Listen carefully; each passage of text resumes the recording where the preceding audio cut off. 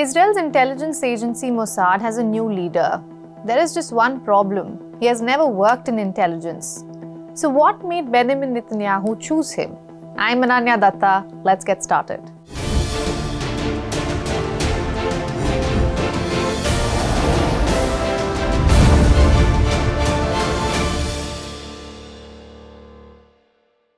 Let's get the basics out of the way. Within a year of coming into existence, Israel knew its top priority had to be its security.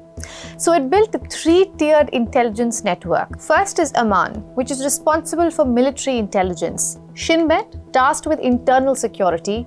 And finally, Mossad, the foreign intelligence arm built to operate beyond borders. On paper, Mossad has about 7,000 operatives and a $3 billion budget. Adjusted for Israel's population, it's 5 times the size of America's CIA. The chiefs are limited to a 5-year term, and the current chief, David Barnea's term, ends in June next year. Now, it's common for outgoing chiefs to suggest names for their successor. After all, they know the body entirely. And Barnea did that, but Netanyahu rejected them and named General Roman Goffman. I am presenting the appointment of Major General Roman Goffman as the next head of the Mossad. Roman is a highly accomplished commander. In the IDF, he accompanied me as my military secretary. He accompanied me, applause. Roman has accompanied me over the past year during the War of Resurgence, working closely with the cabinet.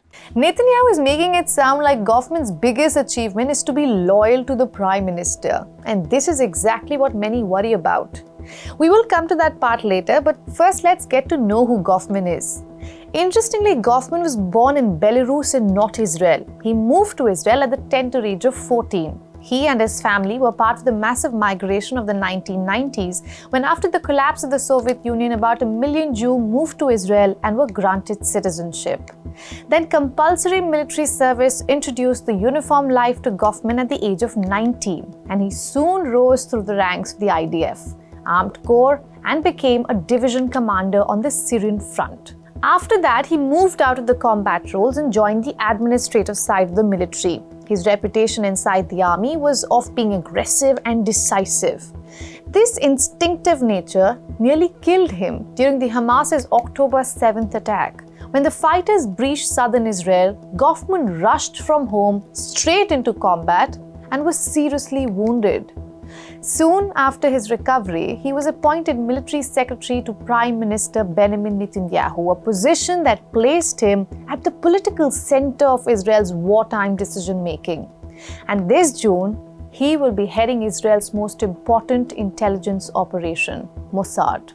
Now, this is unheard of in the history of 76 years of Mossad. The chiefs are either someone who has risen through the intelligence community or at least has a deep background in espionage, covert operations, and foreign threats. Experts are calling this as a political appointment and could be a gamble with Israel's security. Interestingly, we had earlier spoken to Ephraim Halevi, who was the director of Mossad from 1998 to 2002. He had prophesied that Netanyahu will choose a Mossad chief loyal to him. He had also hoped that his prophecy will not come true. If Netanyahu is still around, I don't know who he will try to appoint as the head of Mossad. I would only hope that he would not take a decision which is also connected with his wish that people in the Mossad, heads of Mossad, should be loyal to him. So that's the dilemma here. Mossad isn't just another agency, it's the backbone of Israel's security, built to be independent of politics, especially in the middle of a war. So what happens when its new chief is a battlefield general with no intelligence background and a yes man of the Prime Minister?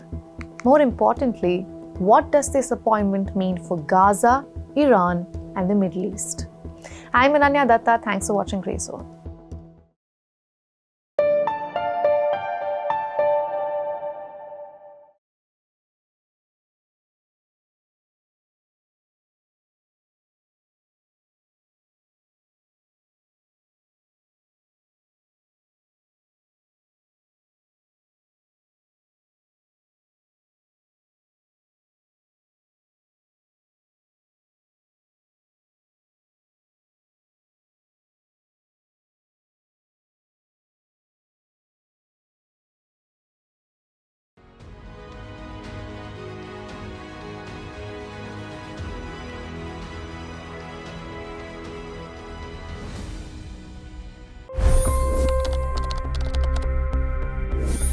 25 crore गरीब गरीबी को परास्त करके बाहर निकले। For the good of our nation, let's work together and let's truly make America great again. The fastest news breaks. Requested PM saying that look, you will have to speak to Putin and to Zelensky. The biggest newsmakers. The relationship with India is probably the most important bilateral relationship the US will have for the rest of this century. The capital delivered quite an election result today. Expert analysis. The million-dollar question today is how to stop this dance of death. Ground reports. I'm standing at the crossroad of the Kumbh Mela. Behind me are more than 100 entry ghats. Long-form interviews. Exclusionary politics is reflected in Manipur case as well. You don't bother because this is a small state. Deep dive into burning issues. It's often said DRC could be the richest country in the whole world. It's because of what sits underneath. Why exactly did the US topple the Sheikh Hasina government? HD videos.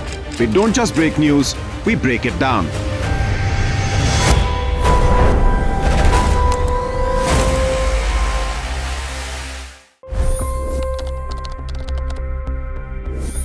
पच्चीस करोड़ गरीब गरीबी को परास्त करके बाहर निकले।